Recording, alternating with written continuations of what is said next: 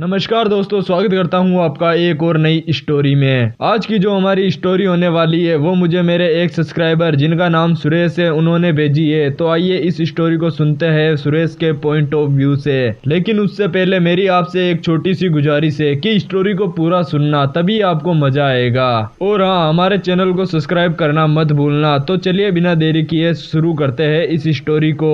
एक रात की बात है, ठंडी हवाएं चल रही थी और हल्की हल्की बरसात भी हो रही थी। मुझे अपने शेड्यूल के मुताबिक रात की बस चलानी थी। ये बस शहर से दूर अक्सर एक छोटे से गांव के लिए चलती थी, जहां पर सवारियां भी बहुत कम मिलती थी। करीबन 10 बजे मैंने बस स्टैंड से अपनी बस को रवाना किया और बस में कुल 5 सवारियां थी। एक बूढ़ा व्यक्ति, 2 युवक और एक महिला और एक उसका छोटा सा लड़का। फिर मैंने बस के अंदर का शीशा एडजस्ट किया और मैंने अपनी बस को हाईवे पर चढ़ा दिया था अब। और बारिश भी धीरे धीरे तेज हो रही थी। जैसे जैसे मैं आगे बढ़ रहा था, पीछे मेरे शहर छूटता जा रहा था। हाईवे पर अंधेरा और भी गहरा होता जा रहा था। गांव तक पहुंचने के लिए एक घने जंगल के बीचों बीच से होकर गुजरना पड़ता है। ये रास्ता अक्सर ही वीरान रहता है, लेकिन उस रात को और भी ज्यादा सन्नाटा था। जंगल शुरू होते ही मैंने अपनी बस का रेडियो ऑन किया ताकि मेरा मन थोड़ा हल्का हो जाए, परंतु रेडियो की फ्रीक्वेंसी बार बार फट रही थी। फिर अचानक से मेरे रेडियो से कुछ ऐसी आवाज आई जैसे लगा कि कोई धीमी आवाज में कुछ बड़बड़ा रहा हो। क्या ये रेडियो खराब हो गया? ये सवाल मैंने अपने आप से किया और फिर मैंने अपने रेडियो को बंद कर दिया और अपना पूरा ध्यान सड़क की तरफ लगाने लगा।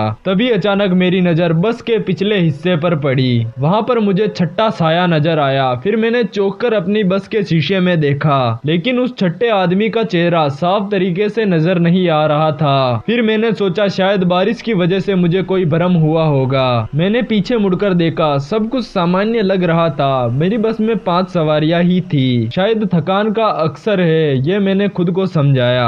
अब मेरी बस आगे बढ़ने लगी और फिर कुछ देर बाद मैंने एक मोड़ पर देखा। सड़क के किनारे पर एक औरत खड़ी हुई है और उन्होंने सफेद साड़ी पहन रखी है और उसके बाल भी खुले हुए थे। बारिश में भी वो अजीब तरीके से स्थिर ही खड़ी थी। फिर मैंने ब्रेक लगाया और खिड़की से बाहर झाँककर उस औरत को पूछा, आप कहाँ पर जाओगी? वो औरत बिना कुछ बोले ही बस में चढ़ गई और पीछे वाली सीट पर जाकर बैठ गई। अब मेरी बस में सवारियां 6 हो चुकी थी। फिर मैंने अपनी बस को फिर से चलाना शुरू किया, लेकिन मेरे अंदर बेचैनी बढ़ने लगी क्योंकि वो औरत एकदम शांत बैठी हुई थी। उसने न तो कोई टिकट लिया और न ही कोई सवाल किया। वो सिर्फ बाहर ही देके जा रही थी। कुछ देर बाद मेरे पीछे जो बुढ़ा आदमी बैठा था उसने खांसते हुए कहा, ड्राइवर साहब, ये बस कहाँ तक जाएगी? गाँव तक, जैसा रोज होता है, मैंने जवाब दिया।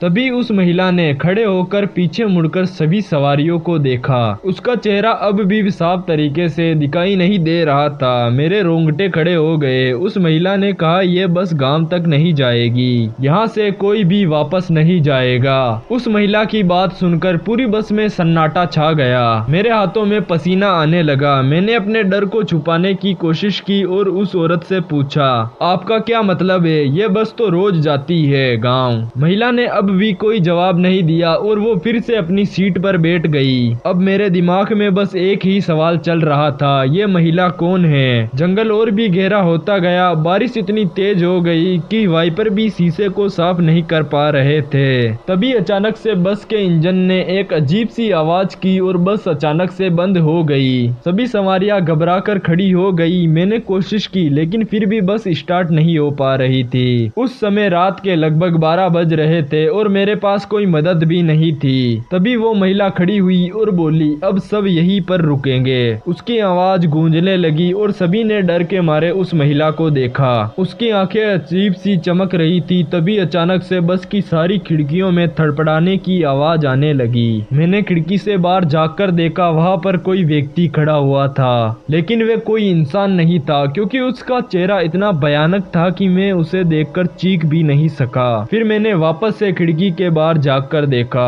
तो मुझे ऐसा लगा जैसे कोई बड़ा चेहरा शीशे से चिपका हुआ हो, लेकिन उसकी आंखें नहीं थी। आंखों की जगह पर केवल गड्ढे थे। ये दृश्य देखकर मेरी रूह कांप उठी। मैंने झटके से खिड़की से नजर हटाई और सवारियों की तरफ देखा। सब चुपचाप अपनी सीट पर सिकुड़ कर बैठ गए थे। किसी की भी हिम्मत नहीं हो रही थी कि कुछ बोले। तभी वह महिला अपनी सीट से खड़ी हुई और धीरे धीरे आगे बढ़ने लगी। उस महिला ने मेरे पास आकर कहा, तुमने मुझे बस के अंदर क्यों बिठाया? मैं घबराकर बोला, मुझे लगा आप मदद के लिए खड़ी थी, बारिश में आपको छोड़ देना सही नहीं होगा इसीलिए। उसने कहा, यह तुम्हारी गलती है, तुमने उन दरवाजों को खोल दिया जो बंद रहने चाहिए थे। अब हर कोई उसका अंजाम भुगतेगा। कौन से दरवाजे? मैंने कांपते हुए पूछा। महिला ने खिड़की की दरवाजे की तरफ इशारा किया। मैंने देखा कि खिड़कियों की बाहर खड़ा हुआ चेहरा अब और भी करीब आ गया है। उसने अपने नाखून खिड़कियों पर खींचना शुरू कर दिया। मेरे दिमाग में सवालों का सैलाब था। मैंने हिम्मत जुटाकर महिला से पूछा, आप कौन हैं और ये सब क्यों हो रहा है? इतना सुनते ही महिला हंसने लगी। उस महिला की हंसी बस में गूंज रही थी और उसके साथ खिड़की के बाहर खड़े साये की हंसी भी अब सुनाई देने लगी। मैं वही हूँ जो इस जंगल की पहरेदार हूँ। तुमने अनजाने में इन आत्माओं को यहाँ पर आने का रास्ता दिया। ये बस अब तुम लोगों की कब्र बन जाएगी। पीछे बैठे एक युवक ने चीख कर कहा, हमें यहाँ से निकलना है। ये सब क्या हो रहा है? बूढ़ा आदमी कांपते हुए कुछ बड़बड़ाने लगा, ये जंगल श्रापित है। मैंने सुना था यहाँ पर रात को कोई भी नहीं रुकता। तभी उस महिला ने उस बूढ़े व्यक्ति की तरफ देखा और बोली, अब बहुत देर हो चुकी है, अब यहाँ से कोई भी वापस नहीं जाएगा।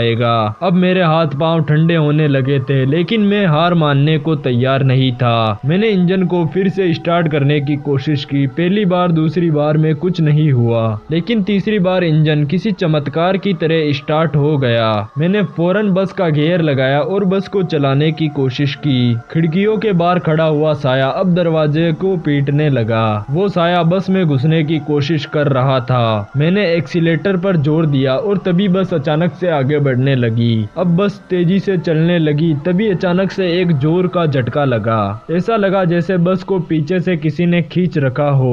मैंने पीछे मुड़कर देखा, वही साया बस की पिछली वाली खिड़की से अंदर झांक रहा था। सवारियां चीखने लगी। उस महिला ने जोर से चिल्लाते हुए कहा, तुम लोग बच नहीं सकते, ये सब तुम्हारी वजह से हुआ है। अब मेरे पास केवल एक ही रास्ता था, बस को जंगल से बाहर निकालना। मैंने गियर बदला और एक्सीलेटर को पूरी ताकत से दबाया।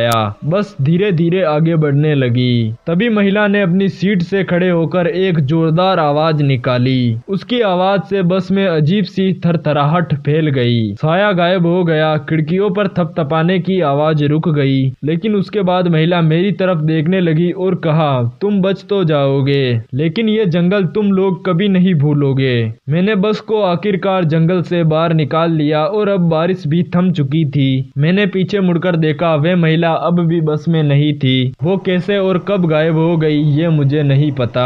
गांव पहुंचकर मैंने बस को रोका। सारी सवारियां उतर गई, लेकिन हर कोई अब भी चुपचाप था। उन लोगों ने मुझे धन्यवाद कहा और ने ही कुछ और बोले। वो तेजी से अपने अपने रास्ते पर चल पड़े। अगले दिन जब मैंने इस घटना के बारे में अपने साथी ड्राइवर से बात की, तो उन लोगों ने बताया कि वे जंगल वास्तव में श्रापित है। सालों पहले उस जंगल में एक भयानक हादसा हुआ था। एक बस दुर्घटनाग्रस्त होकर खाई में गिर गई थी और उसमें बैठी सभी सवारियां मारी गई थी। कहते हैं उन आत्माओं की शांति भंग ना की जाए, वरना वे जीवित लोगों को अपना शिकार बना लेती है। शायद उस रात मैं भी उन लोगों का शिकार बन जाता अगर वो महिला कुछ देर और मेरी बस में रहती।